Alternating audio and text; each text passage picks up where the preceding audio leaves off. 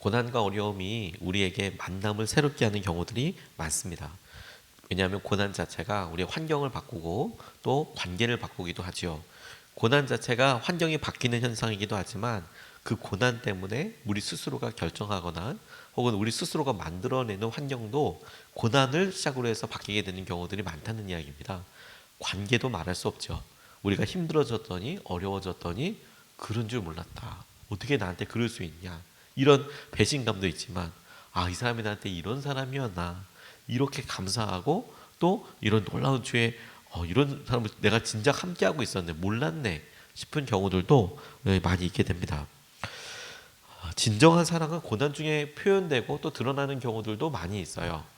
고난이라는 배경이 아주 짙은 배경이 사랑이라는 혹은 신뢰라는 애정이라는 배려라는 그런 아주 보석과도 같은 우리의 여러 환경들 상황들을 명확하게 보여주게 되는 것이죠. 어려움은 서로를 향한 신뢰를 드러내고 그리고 우리의 연약함의 바닥까지도 드러내기도 합니다. 그리고 그 마지막에 서로를 향한 진면목을 보게도 해주는 것이죠. 오늘 이 나오미와 룻 가운데 있었던 이 일이 주님께서 그들의 삶에 더 놀라운 변화, 은혜, 인도하심 이제 이런 일을 드러내게 하실 때 고난이라는 구체적인 환경으로 찾아와서 오히려 룻의 마음이 어떤지 나오미는 어떤 사람이었는지 이런 걸 드러내는 과정 가운데 주님께서 감사의 제목으로 주신 것이 있다고 발견하게 되었어요. 그 첫 번째가 뭐냐면 만남인데 그 만남은 이미 알고 있었지만 새롭게 깨달아지는 만남입니다. 이미 알고 있었던 관계인데 그날 그 일을 통해서 그 고백을 통해서 완전히 새로운 만남을 갖게 되는 경우예요. 14절에서 16절까지 말씀을 보면 그들은 다시 한번 큰 소리로 울었다. 마침내 오르바는 시어머니에게 입맞추면서 작별 인사를 드리고 떠났다. 그러나 룻은 오히려 시어머니 곁에서 더 달라붙었다. 그러자 나오미가 다시 타일렀다. 보아라, 내 동서는 저의 결례와 신에게로 돌아갔다. 너도 내 동서의 뒤를 따라 돌아가거라. 그러자 룻이 대답하였다. 나더러 어머님 곁을 떠나라거나 어머님을 뒤따르지 말고 돌아가라고는 강요하지 마십시오. 어머님이 가시는 곳에 나도 가고 어머님이 머무르시는 곳에 나도 머무르겠습니다. 이렇게 이야기합니다. 시어머니로서 나오미의 권면은 사실 참 큰 배려로 한 말 같아요. 어려운 곳을 떠나면서 그래도 너희들은 젊으니까 새롭게 삶을 시작할 수 있잖아. 새롭게 삶을 시작할 수 있잖아. 이 배려에서부터 시작된 거거든요.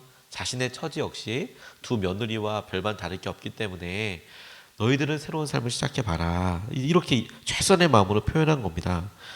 다른 삶, 다시 한번 삶을 계획해보라고. 근데 그렇게 말을 했는데 이런 상황이면 아주 험한 경우는 말도 안 하고 떠나는 경우도 있지 않겠습니까? 남편이 죽고 그리고 자기가 전혀 알지 못하는 타 지역으로 이 모압 여인의 입장에서는 이동해서 사는 것인데 그곳 사람이 나를 어떻게 해줄 것이며 또 자기가 유부녀인데 남편이 또 없는 거잖아요. 그러니까 이사를 한다고 할 때 조용히 나는 못 가겠다. 나는 모압에 남겠다.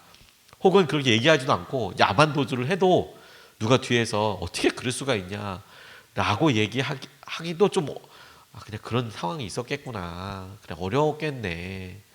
일반 사람이라면 그래도 그렇게 이야기할 법한데 근데 시어머니가 직접 이런 어려운 상황에 니들 새로 시작해라. 따라오지 마라. 이렇게 얘기해주면 내적으로도 마음으로도 그러네. 이게 맞는가 보네. 이렇게 생각할 수 있지 않을까. 시어머니가 오히려 더 이야기를 해줬으니까 뭐 합당한 이유를 갖게 된 것이죠. 뭐 그런 이유로 오르바가 길을 떠났다고 해서 뭐라고 할 사람이 아무도 없습니다. 어떻게 오르바는 그러냐, 룻은 그런데 이렇게 이야기할 수는 없겠죠. 나오미가 상황을 살펴서 떠나러 같이 가려고 했지만 권면하고 설득해서 새롭게 시작해라. 오르바가 그래서 길을 떠났어요. 그녀는 그녀 스스로의 삶을 개척한 것이죠. 뭐라고 할 사람 없습니다. 그런데요, 다만 이런 배려와 이런 상황이 있는 것을 통해서 그리고 심지어 오르바가 그렇게 떠난 것을 통해서 룻의 결정이 얼마나 정말 놀랍고 얼마나 찬란한지 몰라요. 그녀가 시어머니 나오미를 정말 사랑했나 보구나. 정말 놀라운 은혜가 있었나 보구나. 나오미로서는 정말 딸을 얻은 셈이고 며느리를 딸이라고 이렇게 얘기하지만 그게 아니고 정말 딸을 얻은 셈이고, 그리고 룻에게도 정말 어머니를 만난 셈이 되는 거예요.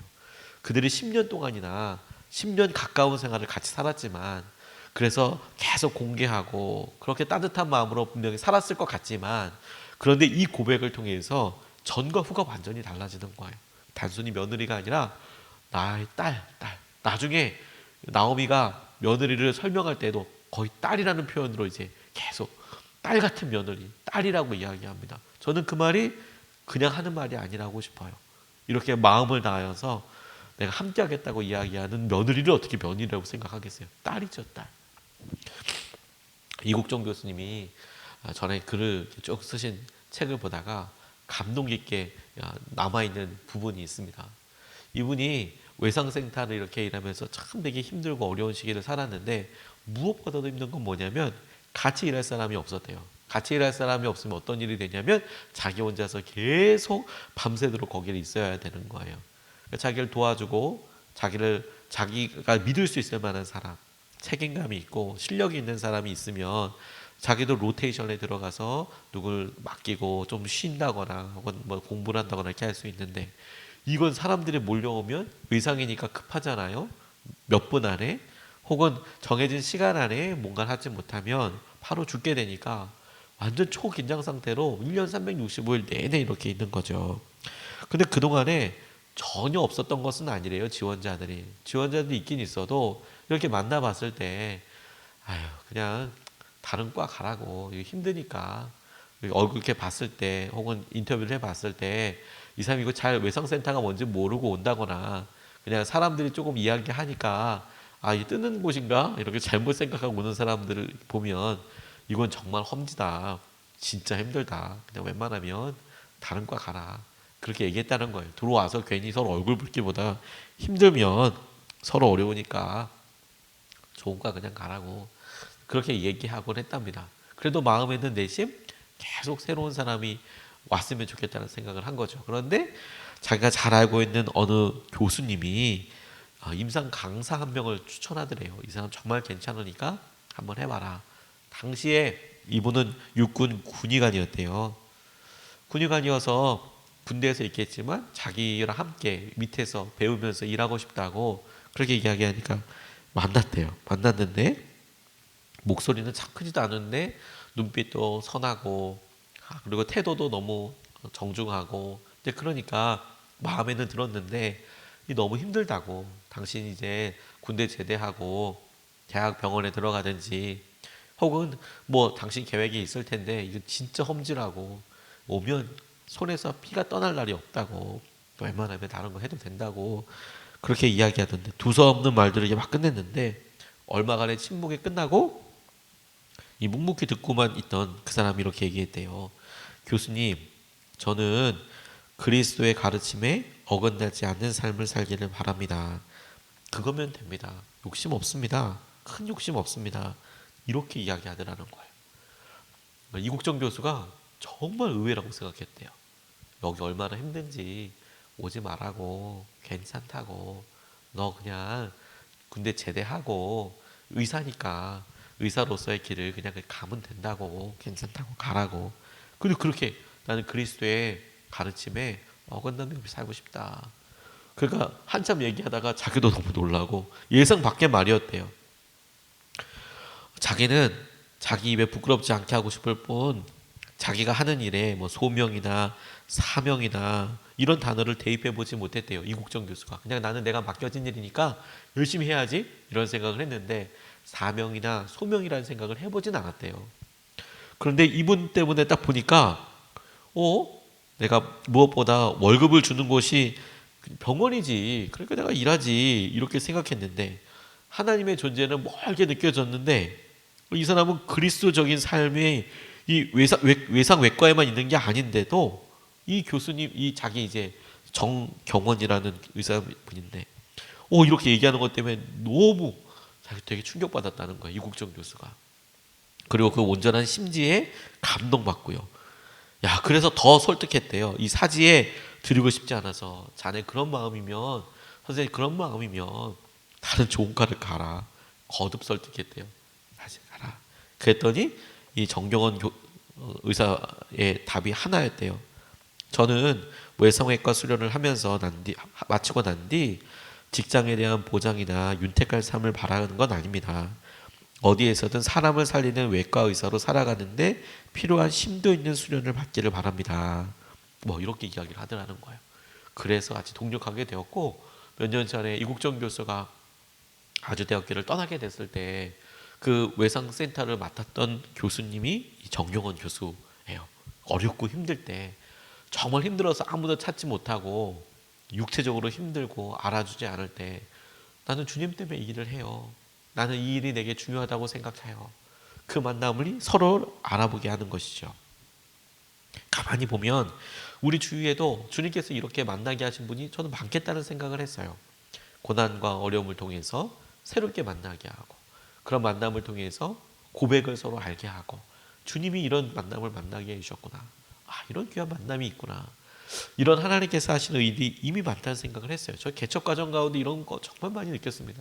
경험했습니다. 어려움이 있으니까, 두려울 때가 되니까 하나님께서 기가 막히게 이런 일들을 드러내시더라. 이걸 알고 나니까 오히려 이렇게 우리가 생각해야 될 것 같아요. 굳이 좋은 사람을 보기 위해서 어려움을 달라고 고난을 달라고 이야기할 필요는 없잖아요. 주님께서 만나게 하신 사람을 이런 만남에 감사와 함께 대하고, 그리고 함께 하겠구나. 이게 주님께서 주시는 감사의 제목이고 도전이라는 생각을 하게 됐어요. 두 번째 만남의 귀한 감사는 이런 어려움과 아픔을 통해서 하나님을 만나게 된다는 거예요. 하나님을. 16절 17절 말씀, 16절의 하반절과 17절 말씀을 보면, 어머니의 결례는 내 결례가 되고 어머니의 하나님이 내 하나님입니다. 어머님이 숨을 거두시는 곳에서 나도 죽고 그곳에 나도 묻히겠습니다. 죽음이 어머님과 나를 떼어놓기 전에 내가 어머님을 떠난다면 주님께서 나에게 벌을 내리시고 또 내리신다 하여도 달게 받겠습니다. 이렇게 이야기합니다. 고난이 주님과의 만남으로 이끌어가기도 합니다. 고난이, 어려움이. 룻기의 하나님과 룻의 만남이 구체적으로 나오지는 않습니다. 모세처럼 찾아오셔서 말을 걸어서 뭐 사랑하는 룻아, 네가 이렇게 해라, 이렇게 말씀이 들려오는 장면은 없어요. 그런데 거꾸로 룻의 결단과 고백을 통해서 룻과 하나님과의 관계를 살펴볼 수 있는 부분이 나와요. 주님과의 관계를 생각해 볼 수 있는. 룻이 나오미와의 대화를 통해서 주님을 향한 마음을 분명히 고백하거든요. 어떻게 고백하냐? 어머니 하나님이 내 하나님이래요. 이제 자, 어머니 하나님까지는 관계가 없었어요. 그런데 이제 어머니 하나님이 나의 하나님이에요. 내 하나님. 그리고 계속 이야기하기를 죽음의 어머니를 떠난다면 주님께서 벌을 내리실 것이다, 이렇게 이야기합니다. 그러니까 벌을 내리시는 분이 하나님, 그분은 살아계셔서 내게 복도 주실 뿐만 아니라 벌도 내리시는 분이시라는 거예요. 벌을 내리실 수 있는 분이라고 이야기하는 것은 그분이 멀리 떨어져 있는 분도 아니고 내 상황과 형편을 잘 아시고 나를 지켜보시고, 그리고 죽어 있는 분이 아니라 벌을 내려야 하니까 살아계신 분이라는 것에 대한 간접적인 표현이라고 싶어요. 내가 만약에 죽음에 어머니를 떠나면 그러면 주님이 나를 벌을 내리실 거예요. 그의 말과 그녀의 고백을 통해서 하나님과의 관계가 완전히 변화돼요. 그가 태어난 곳은 모압이었지만, 그런데 이 순간 하나님은 분명하게 선택하고 의지하고 따르기로 결정한 것을 알 수 있습니다. 물론 이 순간이 아니라 그 전에도 그럴 수 있겠지만, 이 고백을 통하여 다른 사람도 분명히 알게 되는 것이죠. 와, 그와 같은 놀라운 일이 있었구나. 고난이 우리를 주님과의 놀라운 관계로 이끌어가고 우리를 주님께서 하시는 것들을 만나게 하세요. 컴패션이라는 선교단체를 운영하고 계시는, 거기를 대표하고 계시는 서정호 목사님이라는 분이 본인 태어났을 때의 이야기를 이렇게 이야기하셨어요. 자기가 태어나자마자 자기가 기억하는 것은 아니지만 주위 사람들이 이야기했대요. 그 주위 사람들이 다 시골에서 자라다 보니까 할머니가 확 뛰어오시더니 헐레복통 뛰어나오니 자기가 태어난 날, 이 아이 예쁘잖아요. 그날 태어났는데 이놈 이름을 송아지라고 해라 이렇게 이야기하더래요. 송아지라고 해라.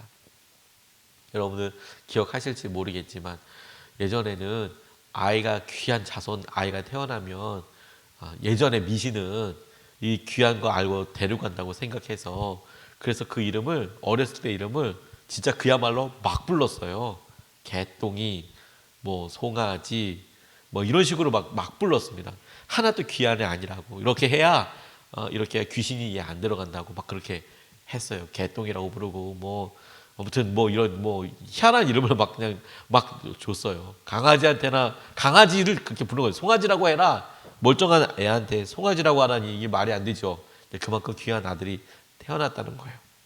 그만큼 이 가정이 미신으로 이제 꽉 차 있는 거죠.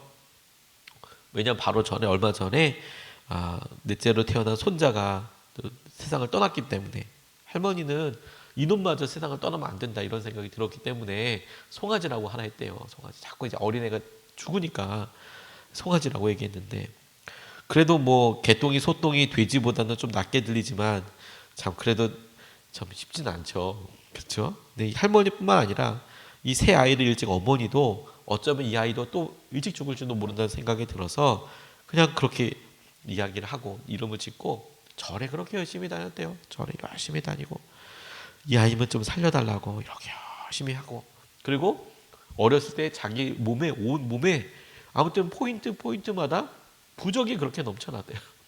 비계 밑에 옷에 뭐 어디에 뭐 좋다는 곳에 부적이란 부적은 뭐 뭐로부터 지켜주는 부적 뭐로부터 하는 부적 이런 것도 엄청 갖다 놓고 그랬다는 거예요. 그런데요 어느 날 이 어머니가 이제 갑자기 교회를 가자고 이야기를 하시더래요. 나중에 알고 보니까 왜 이런 일이 있었나 싶으니까 이런 두려움도 절대적인 두려움도 있었고 마침 아는 친척 중에 한 명이 사촌 누이가 매형될 사람이랑 결혼하러 오는데 이분들이 예수님을 믿었나 봐요. 그래서 고향에 조그마한 교회가 있는데 그 교회에서 결혼을 하겠다. 그래서 인사하러 오는데 그게 기회가 돼서 어렵고 힘든 삶에 이 아들 잘 지키고 싶은데 계속 염주를 돌리면서 그렇게 계속 기도하던 어머니가 교회 한번 나가볼까? 우리 교회 한번 나가볼래? 지금 생각해봐도 기적과도 같은 일이네요. 교회 한번 나가보자. 그런데 그 이야기를 듣자마자 예 그렇게 해요 어머니라고 본인도 이유도 없이 어릴 때 그렇게 얘기했대요. 예 그렇게 해요 어머니 교회 한번 나가봐요. 그래서 그 즈음에 이 사촌 누이가 와서 인사드리는데 어머니가 대뜸 이렇게 얘기하셨대요. 우리도 오늘 교회 가기로 결정했다. 우리도 이제 교회 가기로 했다. 이렇게 이야기를 하더라고요. 그리고 그 주에 진짜로 교회를 가셨대요. 근데 당시만 해도 의자가 아니라 다 바닥이잖아요. 나무 바닥에 앉아가지고 예배를 구경한 거죠. 뭐 처음 들어보는 예배 뭔지도 모르고 뭐 하라는 대로 따라 하는데 엄청 어색하고 무릎을 엄청 저리고 막 그러는데도 그 자리 내내 앉아 있으면서 거기에 어떤 거룩함 같은 거를 느꼈다는 걸 꼭 기억을 하신대요 이분이. 그날 막 바울처럼 예수님을 만나거나 그러진 않았지만 어머니와 함께 그렇게 시작된 믿음 생활이 그 후로 주님께서 붙잡아 주시고 인도해 주시고 그리고 직접 성령으로 만져주실 때까지 계속 되고 이끌어 가시더라. 이분이 서종호 목사님이라는 분이 그걸 기억하고 적어 놓으셨더라고요. 어려움이 우리의 간절함이 주님께로 우리를 이끌어 갔다면 그래서 주님을 만나게 됐다면 그게 감사해요. 그게 감사. 주님을 새롭게 만나게 하고 주님의 은혜를 깨닫게 했다면 그게 감사인 거죠. 오늘 룻기에서 발견하는 두 번째 감사가 만남인데 첫 번째 이렇게 두 가지를 나눴습니다. 첫 번째 만남에 감사한다. 주님께서 이미 룻과 같은 나오미와 같은 훌륭한 사람들 만나게 해주셨어요. 주님께서 만나게 하신 이 만남들을 우리가 감사하며 나아가면 좋겠습니다. 두 번째 어려움과 아픔이 주님을 만나게 했다면 주님 감사합니다. 이 만남으로 혹은 이 어려움으로 주님을 만나게 해주십시오. 또는 주님 이래서 주님을 더 찾게 되었으니 감사합니다. 주님의 놀라운 은혜를 우리가 더 깊이 경험하게 하여 주십시오. 우리가 이것을 붙잡고 두 번 나눠서 같이 기도하겠습니다. 첫 번째 같이 기도하고 싶은 것은 주님 함께하게 하신 관계 가운데 우리 은혜의 통로로 사용하여 달라고 기도하겠습니다. 이미 우리에게 만나게 하셨고 또 고난을 통해서 검증된 만남들도 있겠지만 그런데 다시 한번 믿음의 눈을 뜨고 보면 이미 귀한 분들을 많이 만나게 해주셨어요. 주님 함께하게 하신 관계 가운데 우리를 은혜의 통로로 쓰시고 이 만남들 가운데 더 깊은 교제와 충만함이 있게 해주십시오. 우리가 첫 번째로 같이 함께 기도하시겠습니다.